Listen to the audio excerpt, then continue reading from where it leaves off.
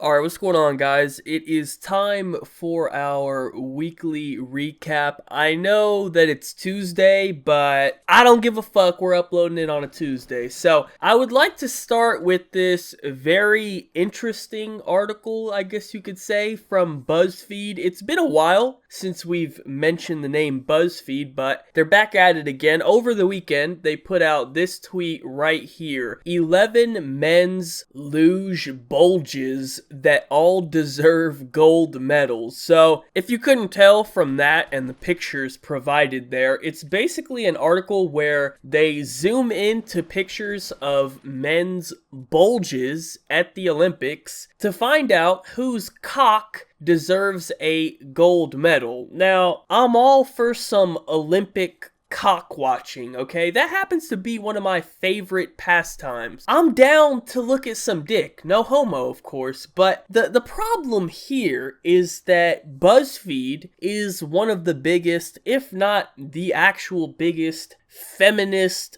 organizations in the world. All they ever talk about is how women are treated unfairly and they are objectified and sexualized and all that shit, and how all men in the world are cisgender, sexist pigs or whatever, all that stuff, right? You know what I'm talking about. So for them to put out an article like this is just so extremely hypocritical and ironic, really. I mean, I already put this example out on Twitter, but I really think it's a good example. So let's just imagine the roles were reversed here, and let's just imagine that the article were to say something like 11 women's volleyball asses that all deserve gold medals. Just imagine the feminist reaction to that. Just imagine society in general's reaction to that, right? They would be fucking pissed off. There's no way that would be allowed to get posted, right? No one would approve of this. But when it's about men, then it's perfectly acceptable, right? So that's the main issue here, but I actually have kind of a different question. I think my main question about all of this is, did they do this on purpose? Like, surely they couldn't be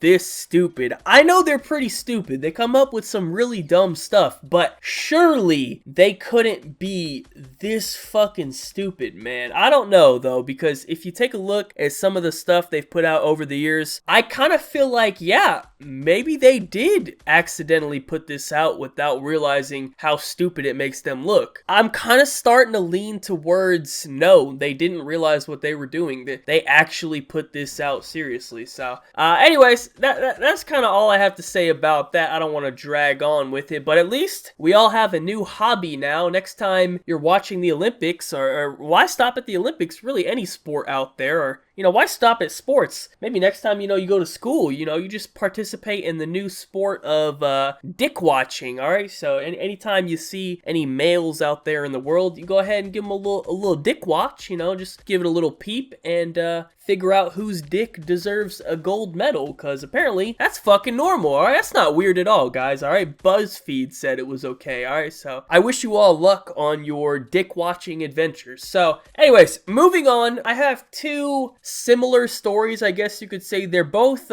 in the this is not a crime scenario, although one is a little bit different. Let's start with the more simple one. This is our basic this is not a crime situation. Connecticut teacher and track coach, 22, is arrested for having a sexual relationship with an 18-year-old male student. So I think we should go ahead and just skip the details and get right into the most important part, which is the visual evidence, of course. So here are some pictures of Taylor Boncal, a 22-year-old assistant track coach and former student teacher at Conard High School in West Hartford, Connecticut. And as you're looking at these pictures, I'm gonna go ahead and give you my opinion. Now, obviously, I don't speak for everyone when I say this, but personally, this is not really much of a crime. I don't think the 18-year-old kid really considers himself the victim in this situation, so I'm gonna have to give this the official "this is not a crime" stamp of approval. Now, out of all of the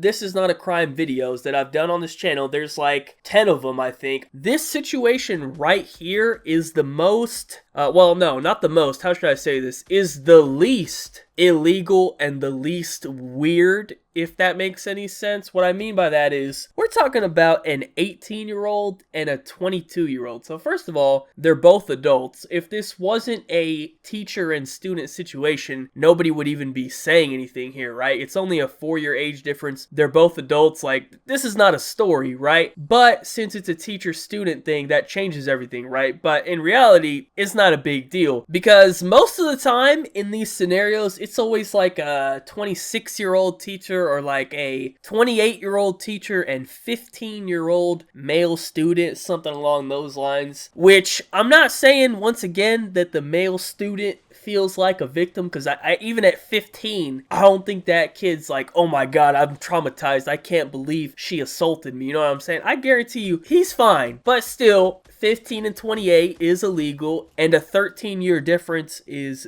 definitely not normal, right? So that's kind of what I mean by this is the least illegal one we've ever seen. Like, we're not dealing with any dangerous fucking pedophiles here, alright? There ain't no criminals in this situation, so how about we worry about something that actually matters instead of wasting everyone's time? But this right here is kind of just a warm-up for our final topic of the day. I wanted to include a This Is Not a Crime situation, and this one really just fit perfectly, and you'll see what I'm talking about in a second. So that was just your basic This Is Not a Crime situation. Now we're gonna take it up to another level. I'm not sure how to even set this one up, so I'm just gonna show you the tweet and get right into it. A former teacher in Alabama is fighting for her right to have sex with students. You know, when I first looked at the picture on this tweet, I wasn't sure if that was the teacher or one of the fucking students, cause can I just say, as a side note, this one right here is most definitely a crime, alright?